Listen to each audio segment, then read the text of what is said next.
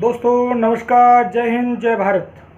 दोस्तों एक बहुत ही शानदार मुद्रा लेकर फिर मैं आपके सामने हाजिर रहा हूँ। इस मुद्रा का नाम है आदित्य मुद्रा।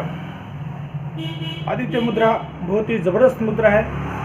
इस मुद्रा के दो फायदे हैं। हमारे को कभी कभी क्या होता है कि उबासी आती है या सुबह सुबह छींक आनी चालू हो जाती है। इन दोनों का इलाज है ये मुद्रा। इस मुद्रा को आप जब तक करें जब तक आपकी उबासी या छींक रुक ना जाए। इस मुद्रा को कैसे करते हैं चलो मैं आपको बताता हूँ।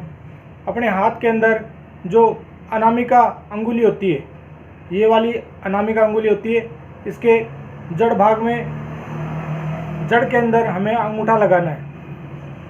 इस प्रकार से जड़ के अंदर अनामिका अंगुली के जड़ भाग में हमें दोनों हाथों की अंगुलियां जो है सीधी रखनी है और अपने अंगूठे को अनामिका के जड़ में लगाना है। इस प्रकार से इस मुद्रा को किया जाता है।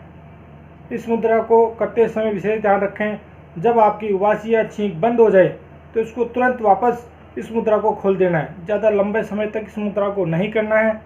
ठीक है दोस्तों, इस मुद्रा को कीजिए और अपने को फ़ायदा उठाइए। जय हिंद, जय भारत, विजय भारत।